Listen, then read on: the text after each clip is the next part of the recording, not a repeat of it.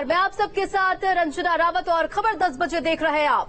नमस्कार, मैं हूं आशीष पांडे। लगातार मेगा कवरेज जारी है। नोएडा के ट्विन टावर को लेकर एक और अपडेट हम आपको दे दें। आज जमींदोज होगा करप्शन का ट्विन टावर को ढहने में कुछ घंटे का वक्त बचा है। 9 सेकंड में जमींदोज हो जाएगी बिल्डिंग। भ्रष्टाचार पर सबसे बड़ा प्रहार। न्यूज स्टेट पर महा कवरेज लगातार जारी है। तो बड़ी और अहम खबर आपको बता रहे, 4 घंटे का वक्त बच गया है। 4 घंटे और 20 सेकंड का वक्त रह गया है और उसके बाद करीब दोपहर 2:30 बजे दोनों ट्विन टावर जो है वो धराशायी होते हुए नजर आएंगे। और अधिक अपडेट के साथ संवाददाता राहुल और अमित चौधरी हमारे साथ लगातार ग्राउंड जीरो से मौजूद है। सीधा उनके पास चलते हैं और तमाम तरह की जानकारियां उनसे लेंगे। राहुल, सबसे पहले आपके पास आना चाहूंगी, क्या कुछ जानकारी, क्या कुछ तस्वीरें आप इस वक्त देख पा रहे हैं?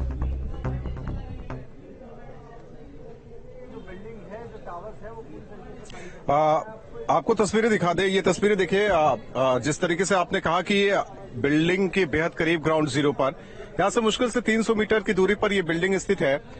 देखिए किस तरीके से हर एक काम कर लिया गया है। बस इंतजार 2:30 बजने को लेकर हो रहा है।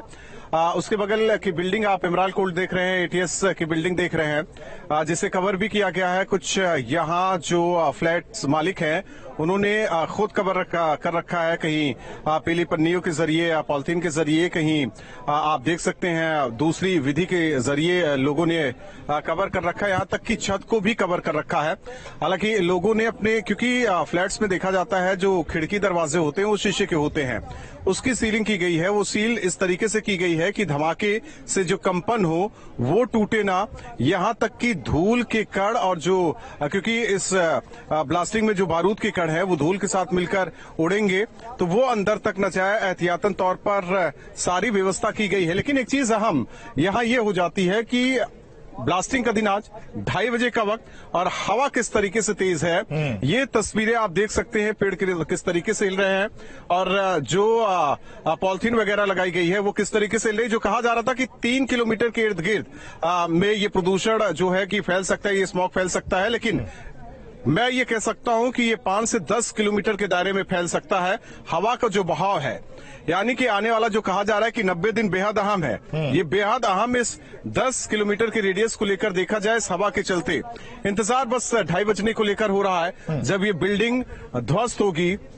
आप आशीष और आपके सहयोगी है जिस तरीके से इस तस्वीर को देख रहे हैं, ये समझ लीजिए कि हम एकदम करीब में खड़े हैं। आप सोचिए कि जिस तरीके से धमाका होगा उस दौरान क्या स्थिति होगी, धूल का गुबार किस तरीके से उठेगा। लगातार जो पुलिस के अधिकारी हैं, इसके अलावा अथॉरिटी के अधिकारी हैं, वो बने हुए हैं। जगह जगह बैरिगेटिंग की गई है और पूरे इलाके पर लगातार नजर रखी जा रही है। वो दौरा कर रहे हैं क्योंकि फाइनल टच दे दिया गया है। बस इंतजार हो रहा है उस बटन को लेकर जिसके जरिए ये ब्लास्ट अंजाम दिया जाएगा। पहली बार हो रहा है कि ब्लैक बॉक्स इसमें लगाया गया है ताकि हर एक गतिविधि को बाद में जाना जाए, परखा जाए। तो तस्वीरें देखिए लगातार, बस इंतजार कीजिए।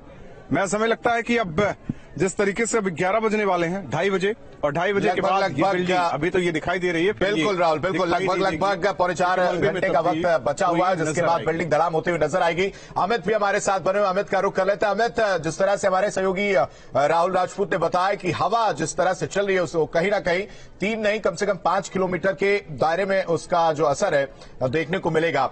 तो तैयारी की बात कर लेते हैं। जहां आप हैं वहां पर अगर उतनी दूर तक क्या वो कण देखने को मिल सकते हैं? स्मॉग गन का इस्तेमाल किया जाएगा, कितनी तैयारी? बिल्कुल, देखिए राहुल, जिस तरीके से ग्राउंड जीरो से करीब 200 मीटर से इस टावर को दिखा रहे थे, हम टॉप एंगल से अपने दर्शकों को इस टावर को दिखाते हैं और न्यूज स्टेट एक्सक्लूसिव तस्वीरें अपने दर्शकों को हर एक उस जगह से दिखा रहा है जहां तक हम पहुंच सकते हैं। और ये टॉप एंगल से दोनों टावर्स को हम दिखा रहे हैं। एक बहुत ऊंची इमारत के ऊपर हम लोग मौजूद हैं, तो यहाँ से अपने दर्शकों को दोनों टावर्स को दिखा रहे हैं। और अगर हवा की बात की जाए तो मौसम विभाग के अधिकारियों से हमारी बात हुई थी, उनका कहना था कि हवा की स्पीड अगर ज्यादा रहती है तो पोल्यूशन का लेवल आसपास के इलाकों में ज्यादा बढ़ सकता है। जिस तरफ हवा चल रही है उस तरफ के इलाकों की अगर हम बात करें तो अलीगढ़ या या बुलंदशहर जो जिला है या मथुरा जिला है, उस जिले की तरफ ये पोल्यूशन ज्यादा बढ़ सकता है। जिस तरीके से ये हवा का भाव आज काफी तेज है और काफी तेज होने की वजह से कई एक्सपर्ट से या पोल्यूशन विभाग के अधिकारियों से हमारी भी बात हुई थी, तो उन्होंने इस बात का अनुमान जताया था कि हवा की स्पीड अगर बढ़ती है तो 10 से 15 किलोमीटर का जो एरिया होगा इन टावर्स के रेडियस के आसपास, उसमें पोल्यूशन से लोगों को दिक्कतों का सामना जरूर करना पड़ सकता है। और ये दिक्कत एक दिन की नहीं है, बल्कि करीब 90 दिन तक यानी 3 महीने तक लोगों को तमाम एहतियात बरतने पड़ेंगे। अपने घरों की खिड़की दरवाजे बंद रखने होंगे, मास्क लगाकर रखना होगा, खास तौर से बच्चे, बुजुर्ग या गर्भवती जो महिलाएं हैं उन लोगों को एहतियात ज्यादा बरतने होंगे। इन दोनों सोसाइटियों की अगर बात की जाए तो इन दोनों सोसाइटियों के अंदर करीब 1 दर्जन ऐसे लोग हैं जिनको बेड रेस्ट डॉक्टरों द्वारा बताया गया था। उन सबको एम्बुलेंस की मदद से नजदीक के अस्पताल में कल रात शिफ्ट किया गया था। अब बेड रेस्ट वाले लोग या अस्थमा वाले लोग या किसी को हार्ट से संबंधित जो बीमारियां हैं उन लोगों की जरूर परेशानी बढ़ सकती है। आने वाले दिनों में जिस तरीके से पोल्यूशन को लेकर यहाँ एक आकलन किया गया नोएडा अथॉरिटी के अधिकारियों के द्वारा या एडिफिस कंपनी के द्वारा, पोल्यूशन विभाग के अधिकारियों के द्वारा, तो माना यही जा रहा है कि पोल्यूशन का स्तर काफी बढ़ेगा और उसी को जांचने के लिए 6 AQI मशीन इन टावर्स के आसपास लगाई गई हैं। इसके अलावा शहर के अगर अन्य इलाकों की बात करें तो 6 मशीनें और भी काम कर रही हैं। यानी जैसे ही टावर ध्वस्त होंगे, टावर ध्वस्त होने के बाद AQI लेवल नापा जाएगा कि पूरे शहर में नोएडा, ग्रेटर नोएडा या आसपास के शहरों में जिस तरफ हवा चल रही है, जैसे बुलंदशहर, मथुरा या अलीगढ़ की तरफ ये पोल्यूशन जाने का अभी खतरा बना हुआ है, तो उन शहरों का भी AQI लेवल नापा जाएगा कि किस स्थिति का AQI है। और दिल्ली NCR की अगर बात करें तो लगातार 200 के ऊपर AQI बना रहता है, जो कि सेहत के लिए काफी नुकसानदायक होता है और आने वाले दिनों में ये लेवल और ज्यादा बढ़ जाएगा। और इन टावर्स से दिल्ली NCR या आसपास के इलाकों में पोल्यूशन कितना बढ़ेगा, लोगों को क्या क्या एहतियात बरतने होंगे, उसको लेकर भी एक्सपर्ट हो सकता है सलाह दें। लेकिन सलाह के अलावा कोई उपचार यहाँ देखने को नहीं मिल रहा है कि पोल्यूशन का लेवल कम किया जा सके। जिस तरीके से मशीनें 15 लगाई गई हैं पानी का छिड़काव करने के लिए, 15 मशीनें इतने बड़े टावर्स को ध्वस्त करने के लिए ना काफी ही अभी तक दिखाई दे रही है। हालांकि 100 टैंकरों से पानी का छिड़काव किया जाएगा। आप बने रहे, क्या कुछ तैयारियां, लगातार ये तस्वीरें हम अपने दर्शकों को दिखा रहे हैं। मेगा कवरेज जो है वो लगातार न्यूज स्ट्रीट कर रहा है। राहुल, एक बार फिर से आपके पास आना चाहूंगी। देखिए, आज की जो ये घटना है वो कहीं ना कहीं ये बताती है कि कानून और कानून के ऊपर कुछ भी नहीं है। लेकिन ये भी बताइए कि इस ऐतिहासिक घटना के बाद क्या जो बिल्डर हैं या फिर जो डेवलपर्स है, क्या वो सबक ले पाएंगे? क्या एक नजीर पेश हो पाएगा?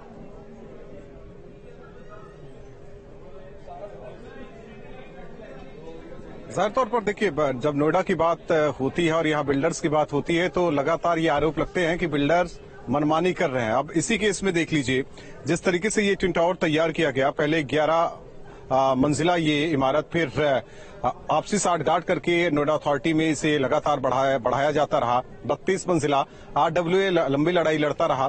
पहले लेआउट मांगा गया बिल्डर से कि आप लेआउट दिखाइए जिस तरीके से आप लगातार इस बिल्डिंग का निर्माण कर रहे हैं, लेकिन मना कर दिया गया बिल्डर की तरफ से कहा गया कि ये तो गोपनीय दस्तावेज है, हम नहीं दे सकते।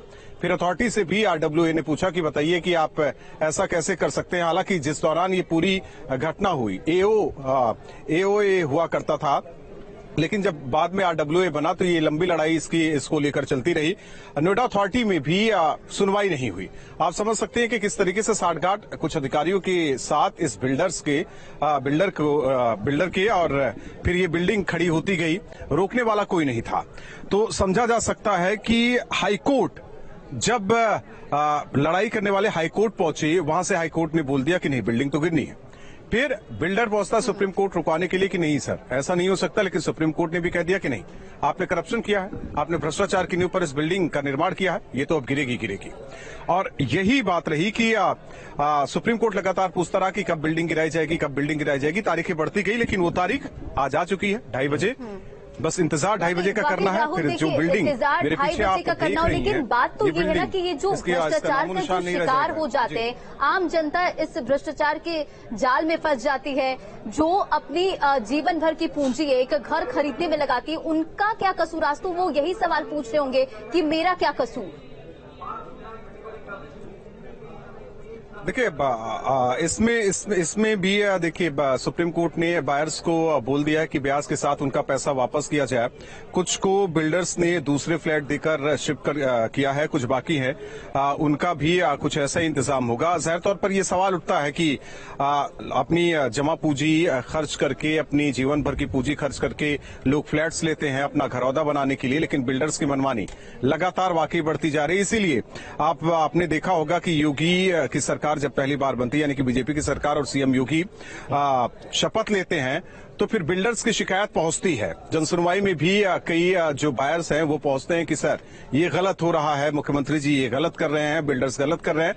तो रेरा बना, यूपी रेरा के तहत आप शिकायत दर्ज करा सकते हैं। हालांकि अब बहुत हद तक कहा जाए मनमानी पर काबू पा लिया गया है आने वाले दिनों में, और जो इनकी मनमानी चलती थी उस पर भी काबू पा लिया गया। अब एक कहिए कि बिल्डर्स और बायर्स के बीच एक यूपी रेरा जो सारी शिकायतें सुनने के लिए तैयार है, बिल्डर्स को लगातार नोटिस जारी कर रहा है, जुर्माना लगातार आप खबरें भी देखते होंगे कि फला बिल्डर पर जुर्माना लगा दिया गया है, फला बिल्डर जिस तरीके से मनमानी कर रहा है उसे रोका जा रहा है। एक तरफ अथॉरिटी तो है ही नोएडा विकास प्राधिकरण, दूसरी तरफ यूपी रेरा में आप शिकायत दर्ज करा सकते हैं करप्शन पर। इसीलिए अंकुश लगाने के लिए योगी सरकार लगातार काम कर रही है, सुनवाई हो रही है। आपने देखा होगा कि प्रभारी मंत्री पिछली सरकार के दौरान बनाए गए, जो यहाँ के एओए या आरडब्ल्यूए के सदस्य रहे, वो मंत्रियों से मिलते हैं और वो कहते हैं कि बिल्डर्स जो है मनमानी कर रहे हैं, उनकी सुनवाई होती है। बिल्कुल। और यही वजह है कि उनके समस्याओं का निस्तारण सरकार एक तरफ कर रही है, यूपी रेरा, और दूसरी ओर ये कहा जा सकता है कि अहम भूमिका जरूर अब देखने को मिल रही है। फिलहाल तमाम जानकारी देने के लिए राहुल और आपका शुक्रिया अमित, और राहुल आपका भी बेहद शुक्रिया। लगातार मेगा कवरेज जारी की अपडेट हम आपको दे रहे हैं। स्पीच हम आपको बता दें, ट्विन टावर का इतिहास जानना बेहद जरूरी है।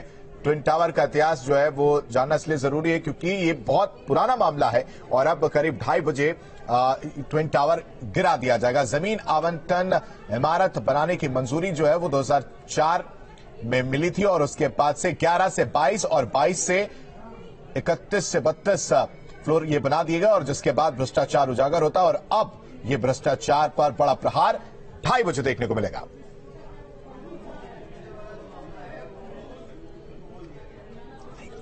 तो नोएडा में ट्विन टावर गिराने से पहले निरीक्षण भी किया गया और अब आपको